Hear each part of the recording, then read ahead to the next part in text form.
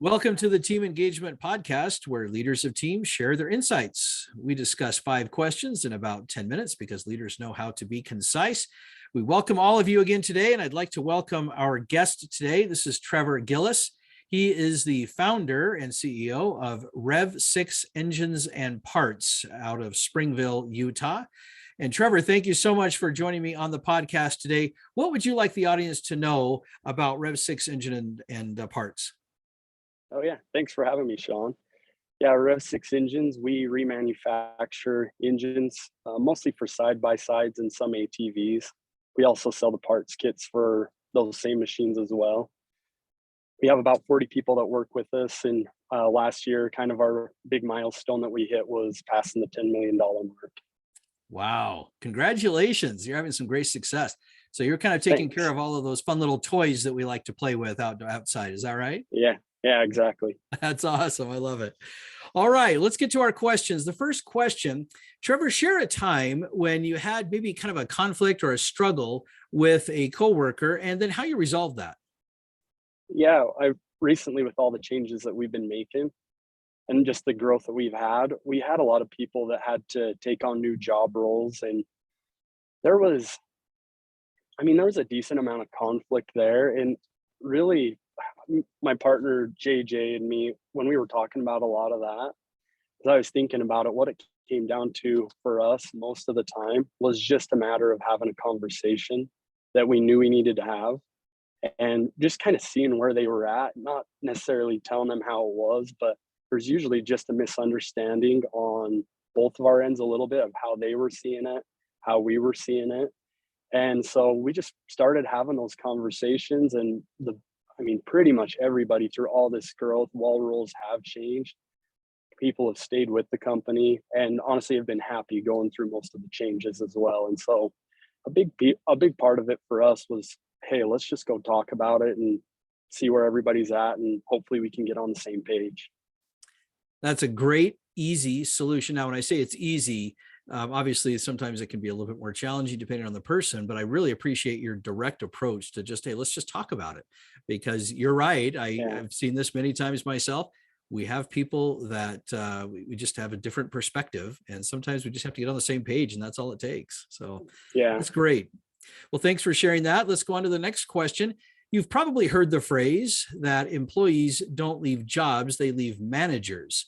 What's one suggestion that you have for managers and leaders to help retain their employees? I would say actively give people the credit. And that goes for me and JJ giving our managers the credit. But we've had new team leads who don't have a lot of management experience. But as we've made those hires or promoted internally, we're really looking for the people that are all right, saying like, hey, I'm going to give all the credit to the team and make my people look good. Because as soon as someone wants it to be all about them, it's like, I just haven't really seen those situations go well myself. And so we were actively looking for people who would just give the credit.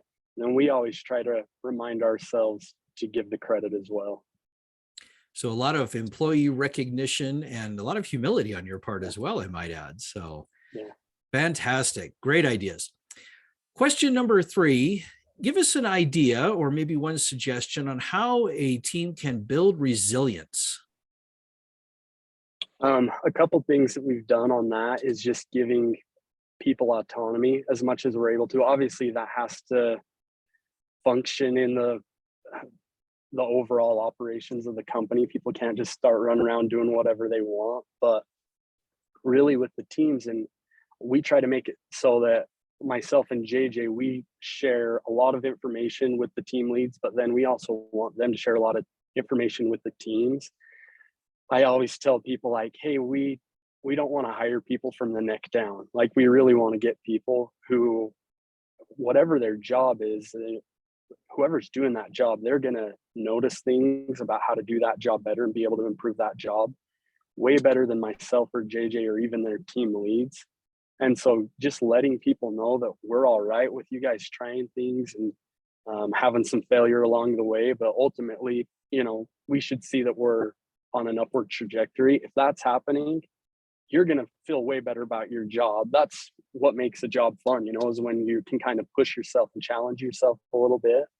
And so just giving people the autonomy and setting that expectation has made a big difference for us.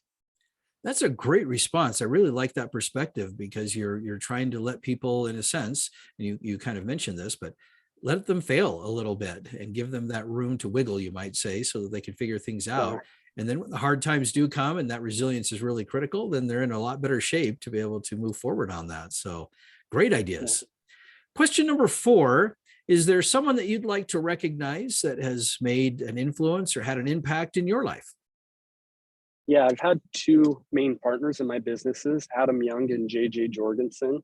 And me and Adam aren't partners anymore. I sold him the interest of the company when I moved over to Rev 6 full time.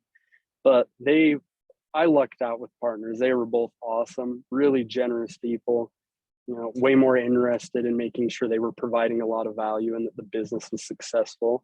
And it's one of those things, you get into business like early, like mid-20s, late 20s, and you don't necessarily weigh all the things that I would weigh now. And so in a lot of ways, I feel lucky, but I'm also super grateful to both of those guys, because I learned a ton from both of them.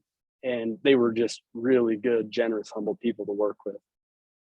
Well, thank you for recognizing them. That is such a critical part to our enjoyment in the entrepreneurial world, is to surround ourselves with people we like working with. So it sounds like you did score pretty well there with those 2. So that's awesome. Oh yeah, I did. Thanks. All right. Our last question. Tell us a little bit about your first job. My very first job, my uncle, my mom's the oldest, he's the youngest. So we're only like 8 years apart. He had about 35, 40 lawns in high school. And so I just dumped bags. I was only 8 or 9 years old, and it was really just hanging out with Uncle Brad. I didn't really think of it in terms of work, but at the same time, you are learning a lot about how to work. And so I think the first 2 summers, I just dumped a bunch of bags, and then from there started mowing lawns. And eventually that's kind of how I started my first business, was mowing lawns as well. So just one thing led to the next. There you go. So a little bit of entrepreneurial spirit in there as well, it sounds like. So yeah. Oh, that's great. Thanks for sharing that. And Trevor, thank you so much for being on the podcast today. How can people find you? The best way to find us is to go to rev6sports.com.